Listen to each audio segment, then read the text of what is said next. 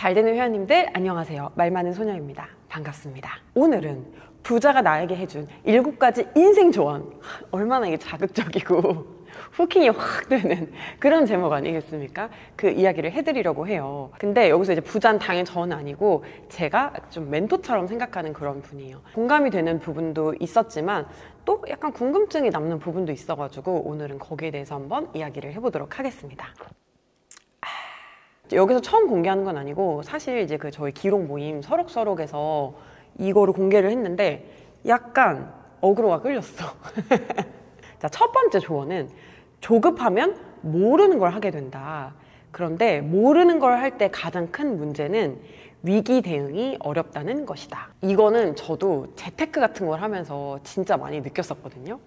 현금이 막 녹는다 그러고 막 그러니까 공포감에 뭐 주식이든 뭐 부동산이든 뭐 코인이든 내가 투자할 수 있는 거, 남들이 지금 돈 번다고 하는 것들, 그런데 이제 막 조금씩 이렇게 투자를 해봐요. 그게 시장을 잘 만나서 이게 가치가 잘 상승하고 이럴 때는 역시 경제 공부 좀 했더니 좀 되네, 진작 이렇게 할 걸. 이거는 내가 잘 아는 걸 한 게 아니잖아요. 남들이 좀 괜찮다고 하는 거 추천만 듣고 내 공부 없이 그냥 들어간 거잖아요. 이게 위기가 발생했을 때 버틸 힘이 없어지는 거예요. 코인처럼 변동성이 큰 것들 있잖아요. 막 엊그제 1억 6천만 원이었다가 막 다음 달에 1억 2천만 원이었다가 이런 식으로 막 이렇게 변동폭이 큰 거는 여기에서 심리전이 좀 발생을 하는 것 같아요. 내가 만약에 이거에 대해서 공부를 되게 많이 했고 코인이 뭐 정말 앞으로 뭐 가치 저장 수단도 되고 지금의 어떤 화폐를 대체할 수 있는 수단이다, 뭐 이런 믿음이 있다거나 이 시스템을 잘 알아가지고 미래에 투자한다는 마음으로 투자를 했으면 결국에는 3억 할 거야, 막 10억 할 거야 이렇게 생각을 하면 이 변동을 버틸 수가 있어요. 근데 그렇지 않은 이상 이 중간에 이게 손절을 하게 되는 게 정말 문제입니다. 역시 사람은 모르는 걸 하면 안 된다. 아는 걸 해야 위험하지가 않다라는 말에 저도 굉장히 공감을 했습니다. 두 번째로, 우리가 자기 개발이라고 해서 뭐 여러 가지들 많이 하잖아요. 뭐 운동하시는 분들도 있고, 뭐 공부를 하시는 분도 있고, 퇴근 후에 뭐 새로운 진로를 모색하시는 분도 있고, 이제 막 여러 가지 자기 개발이 있을 텐데, 근데 이 중에 으뜸은 돈 버는 능력을 올리는 것. 저는 여기에는 살짝 공감을 하지 못했어요. 왜냐면 제가 이렇게 하는 것들 중에 어떻게 보면 브랜딩에 속하는 것들 있잖아요. 근데 그런 것들은 당장 돈이 안 되는 것도 되게 많고, 그리고 앞으로도 돈이 안 될 것도 되게 많아요. 하지만 이게 내 다음을 잇는 점이 되는 것도 되게 많고, 돈 버는 자기 개발이 아닌 것들도 좀 제 본업을 잘 되게 한 것들이 있거든요. 돈이 안 되지만 내가 하고 있는 자기 개발들이 저는 무조건 쓸데없다고 생각을 하지는 않아요. 근데 아마도 이분은 그런 자기 개발도 의미가 있지만 가장 좋은, 가장 큰 자기 개발은 내가 돈 버는 능력을 올리는 것이다 라고 이야기를 하신 것 같아요. 근데 그도 그럴 것이, 사실 이제 막 몇 년 전에도 되게 N잡 열풍이 많이 불었었고, 사람들이 지금 뭐 어떤 일을 굉장히 열심히 하고 있더라도 이거의 미래를 보면은 암담한 경우가 요즘은 대부분인 것 같아요. 솔직히 내가 챗GPT보다 똑똑하고 일 잘한다고 자부하시는 분 있으실까요? 한 분이라도 저는 없을 거라고 생각하고, 그리고 내가 하는 일이 언젠가 AI로 대체되지 않을 거라고 확신하시는 분도 안 계실 거라고 생각해요. 그래서 불안한 마음에 이런저런 자기 개발에 손을 대게 되는데, 결국에는 이게 내가 돈 버는 것과 직결되지 않으면 또 뾰족한 무언가를 찾기가 어려울 수도 있다라는 이야기인 것 같아요. 그러고 보면은 제가 회사 다니던 진짜 옛날 때에는 회사를 다니면서 대학원을 안 다니면 열심히 안 사는 것 같은 그런 느낌이 되게 많이 들었었어요. 막 평생교육대학원 이런 데 있잖아요. 그런데 막 어떤 막 전공 같은 거 듣기도 하고, 이 교육도 그렇고 미래의 전도유망한 산업 이런 것들도 다 트렌드가 바뀔 수 있는 거잖아요.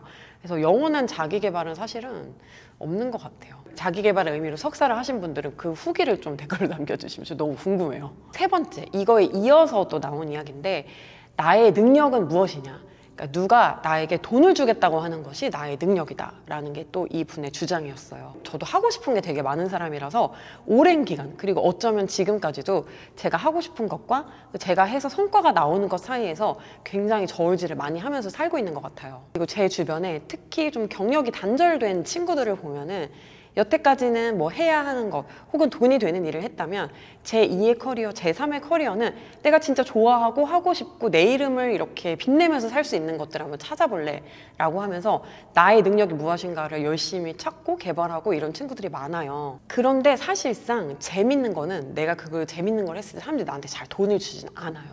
돈을 받아가지. 그리고 누가 나한테 돈을 주겠다고 한다라고 하면 내가 그만큼 거기에서 뭔가 가치를 창출할 수 있는 사람이라는 뜻이거든요. 그래서 그게 어떻게 보면 약간 내가 발견 못한 나의 재능일 확률이 되게 높다고 생각을 해요. 하고 싶은 게 뚜렷하지 않은 분들도 이 대목에 하이라이트를 하시면 좋을 것 같은데요. 이건 제가 책에도 썼습니다. 어른의 품위 책에도 이걸 썼는데, 사람들이 나에게 자꾸만 질문하는 거 있잖아요. 그게 나의 재능일 수도 있고 나의 길이 될 수도 있고 나의 커리어로 발전시킬 수 있는 일일 수 있어요. 근데 이 말 너무 좀 잔인한 자본주의 아니에요? 진짜 내가 꿈꾸는 거를 그냥 할 수도 있는 건데 뭐 나한테 돈 주는 것만 하라고?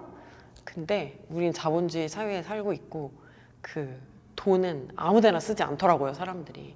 그래서 저도 제가 하고 싶은 거 사실 약간 웃기는 거, 막 편안한 거, 확 늘어지는 거 이런 걸 하고 싶지만 사람들이 저에게 돈을 주는 거는 그러니까 똑똑한 거, 나의 정보력, 나의 서치력, 나의 트렌드를 읽는 속도, 어떤 나의 정갈한 모습, 전달력 이런 데 또 지불을 하더라고요. 그래서 그런 능력을 더 개발해야 되겠다. 그게 또 자기 개발이구나. 나에게 돈을 주는 능력을 개발하는 거니까 자기 개발이구나. 이렇게 또 이어지는 대목이었습니다. 되게 약간 뼈 맞은 것 같은 그런 느낌이 드네요. 근데 원래 그랬어요. 딱 듣고 마음이 훈훈해지면 그건 그냥 단순한 위로일 뿐이고, 딱 듣고 뭔가 막 찔리고 아프고 속이 상하고 이러면 그게 진짜 내 인생에 뼈가 되고 살이 되는 조언이라고. 그리고 또 하고 싶은 일은 기본 소득이 해결된 후에 하라는 말을 또 남겼습니다. 오늘 소개된 두 가지 책, 어른의 품위, 자기만의 방 책에 보면은 그런 얘기가 나와요. 여성 작가가 이제 일을 하려면 자기만의 방, 그리고 그 기본 소득에 해당하는 그 뭐 돈이 필요하다, 뭐 이런 것들이 이제 나오는데, 이 책만큼 저에게 돈을 벌어야 된다는 동기부여를 해준 책이 없었어요.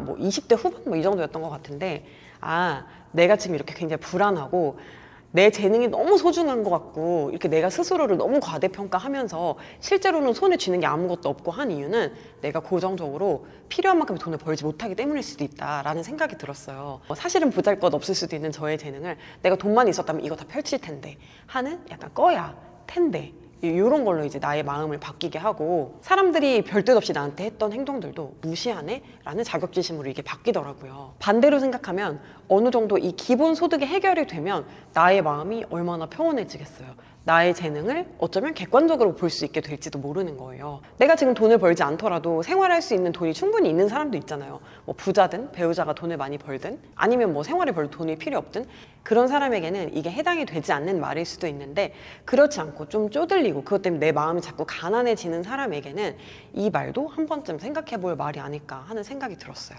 그리고 저의 입장에서 이 말이 어떻게 들렸냐면, 저는 가끔 되게 일이 막 잘 되고 있고 돈이 잘 벌리고 있어도 뭔가 이거 좀 내 열정과 다른 길이야 라고 하면서 그만두고 버리려고 할 때가 되게 많거든요.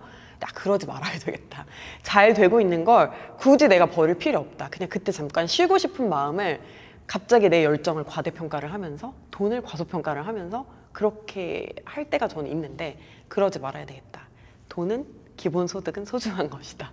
그리고 또 이어서 이 고정 수입은 간헐적 수입의 2배 이상의 가치를 가진다라고 이분이 이야기를 했어요. 근데 이 말도 저는 정말 맞는 것 같아요. 제가 회사원으로도 살아봤고 프리랜서로도 살아봤고 나름 또 뭐 사업이라는 것을 하면서도 살아보고 막 이렇게 했는데, 이게 고정적으로 돌아오면 사람이 이걸 예측을 하고 좀 규모 있게 짜임새 있게 이 돈을 쓸 수가 있잖아요. 그 달에 어떤 걸 사고 싶다, 그럼 미래의 소득을 예측해서 이걸 약간 좀 땡겨가지고 뭘 살 수도 있고 이런 계획이 가능해지는데, 1년에 버는 돈이 똑같이 5천만 원이라고 하더라도 한 달에 2천만 원 벌고 어떤 달은 뭐 못 벌고 이런 식으로 해서 채워지는 5천만 원은 오히려 돈을 못 벌 때보다도 조금 불안도가 커지는 그런 구조가 아닐까라는 생각이 들었어요. 근데 저는 지금은 어쨌든 들어오는 돈이 되게 들쭉날쭉한 상황이거든요. 이 소득을 고정적으로 만들 수 있는 그런 퍼널을 하나를 더 만들든가, 아니면은 고정 비용을 좀 낮추면 되겠다라는 그런 또 가르침이 있더라고요. 그래서 이 회사 다니시는 분들이 회사 다니는 거의 가치를 너무 낮게 보지 않으셨으면 좋겠어요. 월천, 뭐 억대 연봉 이런 키워드들이 되게 흔한 말처럼 퍼지기도 하고, 그리고 내 이름을 내걸지 않고 뭐 내 일을 하지 않고 이런 거에 대해서 너무 좀 가치를 낮게 생각하는 경우가 있는 것 같은데, 사실은 그냥 회사를 다녀서 고정적인 수입을 얻는 것만으로도 이래저래 따지면 저는 회사원은 곱하기 2예요, 버는 것에. 그리고 6번째, 인맥이 그렇게 중요한 건 아닌데 일이 어느 정도 경지에 올라가고 나면 네트워킹이 정말 중요하다. 사실 저는 인맥 반대론자에 가까웠던 것 같아요. 그러니까 인맥이라고 해서 내가 필요할 때를 대비해서 사람을 막 관리하는 것도 뭔가 좀 비인간적으로 느껴지고, 그리고 너무 귀찮아.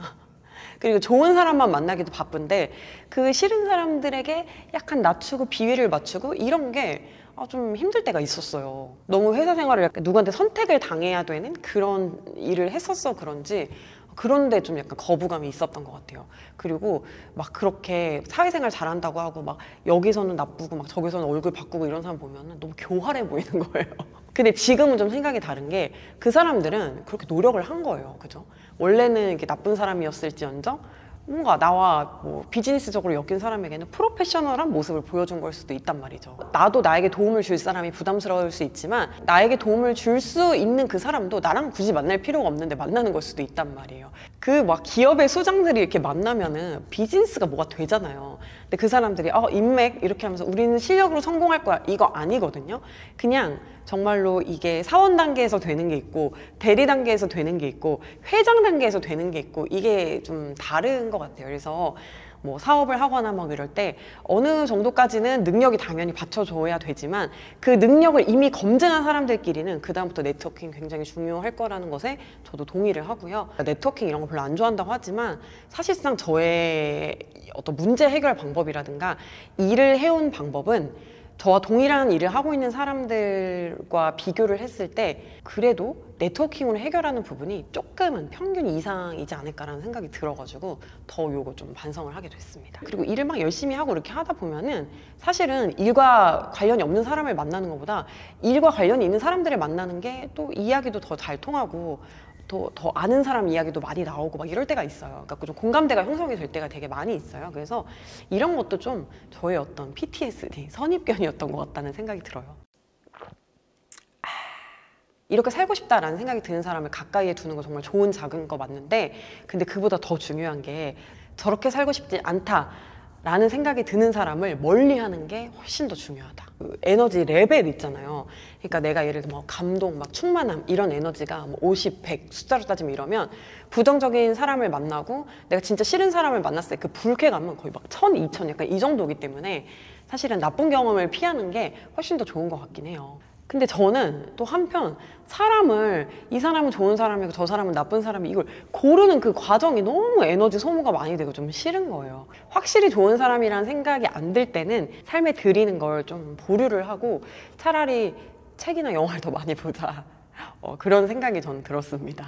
책을 읽으면 어쨌든 어느 정도는 여기서 걸러진 사람들의 글만 좀 읽을 수 있는 거니까 아까도 말씀드렸지만 뭔가 이게 되게 속상하고 공감이 안 가는 이야기가 있을 수도 있는데 뭐 그 분의 이야기일 뿐이니까 뭐 여기에 너무 막 이렇게 이 말이 정답이다라고 생각을 하실 필요는 없지만 저는 여러모로 좀 이런저런 생각을 해보게 된 그런 또 이야기들이었습니다. 그래서 공유하고 싶었어요, 그냥. 그래서 오늘 영상은 여기까지고요. 아까 제가 이야기했던 거 대학원 다니거나 자기계발 뭐 하고 계신지 그리고 그거에 대한 어떤 결과물이라든가 감정은 어땠는지 그런 것 좀 있으시면 댓글로 많이 남겨주세요.